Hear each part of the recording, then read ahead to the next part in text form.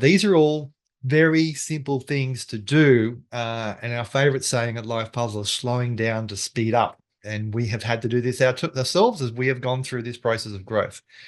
Now, one of the things that I do want to sort of say is in all of the times and all the business I've worked with, worked with, worked on, one of the things that's been really, really clear, and we constantly get this kudos from anybody who comes on board, is the way we run a meeting, the way we run the process. We're really, Life Puzzle's really well organized. And I'm not taking any kudos for this for myself. This is certainly Shondell from the day one of building this up. And it's come from a place of absolute overwhelm. And Shondell will tell you a story when she was running on a project and hadn't done the planning and ran into it head fast with a big client, big deliveries, small team, big promise. And it was a little bit chaotic, wasn't it, Shondell? It certainly was. And I think that, you have to take some kudos for that, Brad, because, as a system gets created, one of the most important parts of system creation is if it works fine for the person who created the system, then that's really great. But if the team can't replicate the system, then it creates chaos.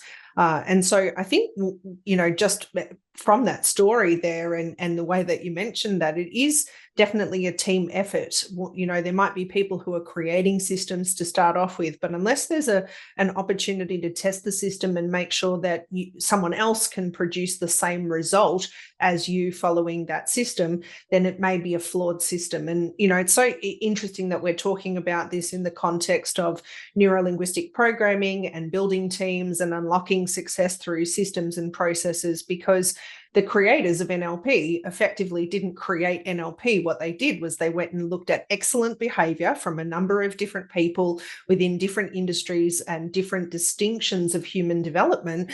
And they said, what is it about this person that allows them to complete and create success every single time? And so this is where we get the framework of modeling from in NLP. So what's your thoughts on that, Brad, in terms of what we're just talking about here? Yeah, I think that the process of looking at what works and finding out excellence and not having to reinvent the wheel is really important. A lot of the times, there is things are done and built out of stress and not looking at the path of least resistance there. So a lot of the language we look at, and we're all, again, as you said, all the techniques of NLP, nothing in NLP come from NLP. It was all modeled on excellence. And just the process of the simple concept of setting context and pre-framing a conversation before you get in there it makes a massive difference in a meeting and how long it can go for. Being able to ask questions and understand what's the presupposition we've referred to, what is being presupposed by what someone says, and not making assumptions and asking questions a little bit deeper, rather than making an idea that we think we know what the person says. We're not even thinking, we just assume we know what the person says without actually getting a bit more clarification on that and where that goes. And I think that when we're looking at how we communicate and we're looking at what we're bringing into the conversation, where do we start off? I know that there are certain times in the day where I'll look at my schedule of my week and my process going through, and that 15 minutes sitting down to sort of look at my day, look at my emails and get a plan. Sometimes you get to a point where you feel yourself sort of hyperventilating, and sometimes you think, okay, I've got this under control. This is all right. But again, it's that starting with that end in mind and think, okay, so what do I need to do and who do I need to communicate and what is the concise, clear message I can do? And when there is a system in place, am I following that system? And if there's not a system in place, am I asking the questions and am I finding out what needs to happen there? Because, going through and developing and improving, I would get ownership of something. I would go through and put together a process and a procedure on that. And in my head, it was very, very clear and easy and everyone knew how to do it. And all of a sudden people asking, what's this? And where's this? And I'm going, why aren't they using my system? And then realize, obviously, the communication is the response you get. So that was on me. But these constant learnings are going through that. So I think that when we're looking at that process of unlocking our potential, it's realizing that the less decisions that we have to make and less decisions the team have to make, the more productive we are. There's a good reason why Some of the most sort of wealthy, well-known people have the same shirt they wear every day. And they because they reduce the amount of decisions that they have to make in order for them to have the time for the big ones. Now, if you're running $1 trillion business, I guess there's a few decisions you have to make from time to time, apart from just what shirt you wear.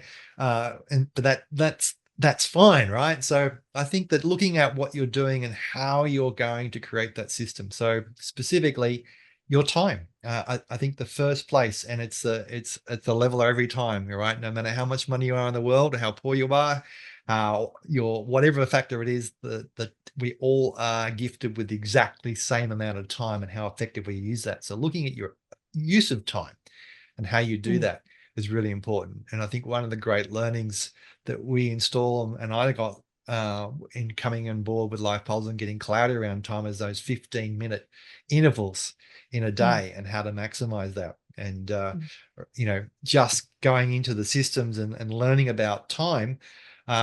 When my kids were at that age of having to get to primary school where they couldn't get there under their own steam, all right? So you've got to get to school, drop them off before you get your day going on. So between 8 o'clock and 8:45 was the most stressful part of my day, because if you're not out of the door on time by 1:45 and you're not got close to the car park to get there, you're trying to find a car spot like every other parent who was late, and you arrived disheveled and a mess. And in fact, one time my wife was so frazzled getting the kids off to school and getting to work, she found out she got to work and she was wearing two different shoes. Way to finish off the start off the day. You look down and go, why am I wearing two different shoes? Because of the chaos of the morning. So breaking that morning into 15-minute blocks gave us goals as the unit, as a team, being a family, to be able to get our kids out and stress free. And it was surprising what a difference that made going there. So when you map Mm. that across into other areas, I work a lot of people with anxiety, and people have anxiety in their business and in their personal life. And when you break it down, it's because they're in a state of overwhelm. We just break it down into bite-sized pieces. And what is the first step, second step, what's the third step, and how do we have someone else also be able to do these steps in the order and sequence we need?